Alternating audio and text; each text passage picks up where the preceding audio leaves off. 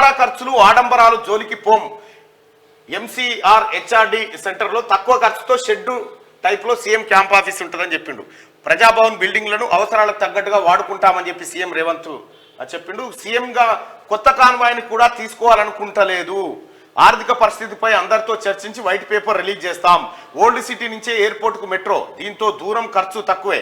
మీడియాతో చిట్ చాట్లో రేవంత్ రెడ్డి గారు వెల్లడించినటువంటి మాట. ఇక రాష్ట్రంలో హైదరాబాద్ సిటీ మినహా ఎక్కడ 24 గంటల కరెంటు సరఫరా లేదు. మనకేం చెప్పిరా 24 గంటల కరెంటు గతంలో రాష్ట్రం ఏదైతే ఉందంటే ఏదైతే దేశంలో ఉందో 24 గంటల కరెంటు రాష్ట్రం అంట. అధికారులు పైలుదేరంటే తెచ్చిరట. హైదరాబాద్ సిటీ తప్ప 24 గంటల కరెంటు రాష్ట్రం లేడ సరఫరా లేదట. 12 నుంచి 14 గంటలు మాత్రమే వస్తున్నది. మరికొన్ని గ్రామాల్లో 12 గంటలు కూడా ఉండడం లేదు. విద్యుత్ పై రివ్యూ సందర్భంగా అధికారుల నుంచి అన్ని వివరాలు తెలుసుకున్నాం. ఇది రేవంత్ రెడ్డి గారు చెప్పినటువంటి మాట. ఇప్పుడు 24 గంటల కరెంట్ ఏదయ్యా అని చెప్పి ఫైళ్లు బయట పెడితే ఒక్కడన్నా ఉంటాడా? 24 గంటల ముచ్చట చెప్పినోడు అసెంబ్లీలో ఒక్కరన్నా నిలబడగలుగుతారా? 24 గంటల కరెంట్ ఇయ్యలే. మనం ఈ అంశాన్ని ఈ 24 గంటల కరెంట్ అనేది డొల్లా అని బయట పెట్టింది మనమే. క్యూ న్యూసే ఓ రోజు పోలు పెట్టి రైతుల దగ్గర పోయి మీ ఊళ్ళో కరెంట్ ఉందా అంటే లేదని చెప్పారు. అరే ఇది ఎక్కడ కథ అని అట్లా బయటికి తీసుకురావడం జరిగింది. 24 గంటల కరెంటు ఇచ్చినామని చెప్పిన మాట అబద్ధం అనేది బయటకు వచ్చింది. దాని తర్వాత ఒకసారి కోమటిరెడ్డి వెంకటరెడ్డి గారు కూడా అక్కడికి కోమటిరెడ్డి వెంకటరెడ్డి గారు ఏది బండసోమారం సబ్ స్టేషన్ కాడికి పోయి అది బుక్ తీసిండు.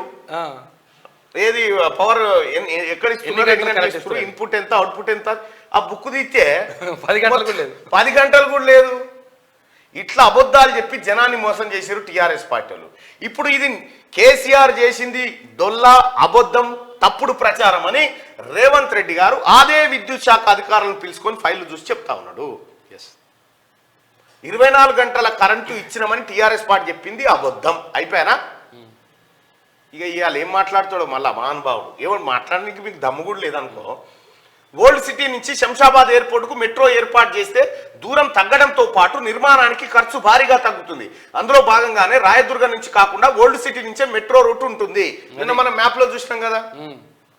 రాయదుర్గం నుంచి అయితే అడవిలోకి మెట్రో రైలు పోతుంది. ఎవడికి పోవాలి అది ఏం కథ తెలియదు. కానీ ఓల్డ్ సిటీ నుంచి శంషాబాద్ దగ్గర ఆరంగర్ చౌరస్తా దాటితే ఏముంది, అంతే శంషాబాదేనే 13 కిలోమీటర్లు ఏముంటుంది, చాలా తక్కువ. మరి ఇంత తక్కువ ఖర్చుతోటి కనెక్టివిటీ అయ్యేదాన్ని ఇడిచిపెట్టి నేను రాయదుర్గంకి ఏం చేస్తా? దానివల్ల ఇంకొక ప్రయోజనం ఏంటంటే ఇది ప్రజలకు అవసరం. ప్రజలు ఎక్కిపోవడానికి స్టేషన్లు ఉంటాయి. అది అడవిలోకి వెళ్ళిపోతుంది.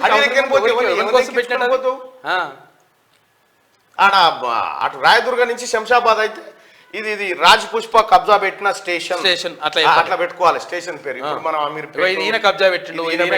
కేటీఆర్ బినామీ మెట్రో రైలు ఆగంగానే ఏదో చెప్తుంది అనౌన్స్మెంట్, మెట్రో గడ్డారంగానే కేటీఆర్ బినామీ కృపయా ధ్యాన్ దే అట్లా చెప్పాలి. అట్లా చెప్పి మెట్రో రైలు అట్లుంటుంది.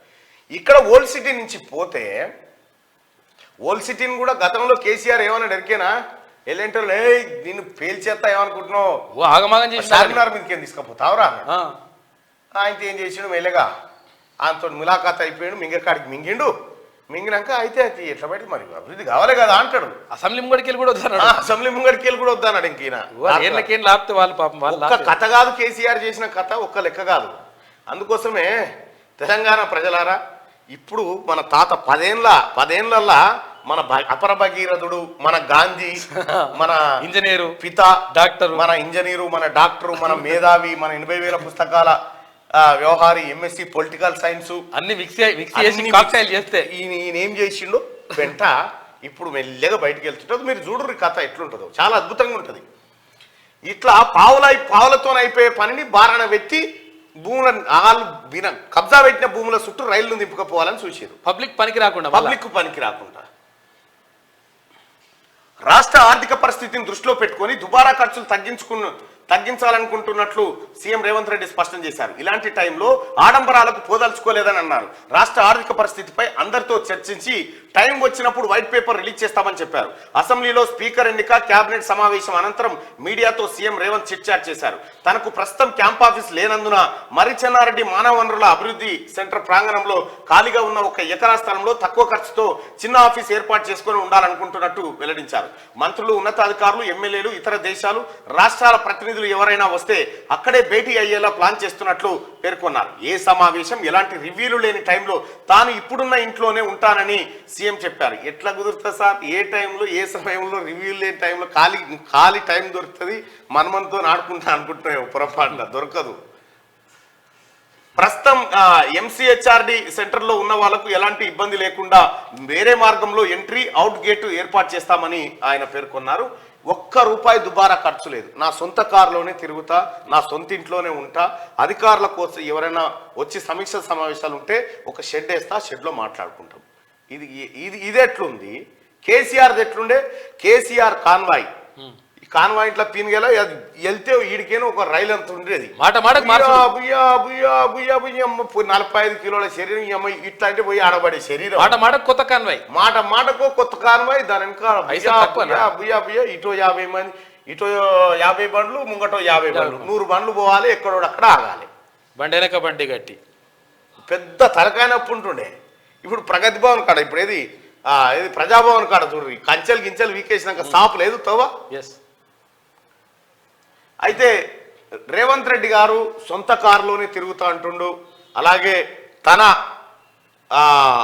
నివాసం, అధికారిక నివాసాన్ని కూడా బట్టి విక్రమార్క గారికి కొంత కేటాయించిన తర్వాత ప్రజా దర్బార్ కొంత కేటాయించడం జరిగింది. ఆ తర్వాత ఆయన సొంత ఇంట్లోనే పాటు సొంత డబ్బులే ఖర్చు పెట్టుకునే పరిస్థితి కనిపిస్తోంది. రాష్ట్రంలో పరిస్థితి బాగలేదు.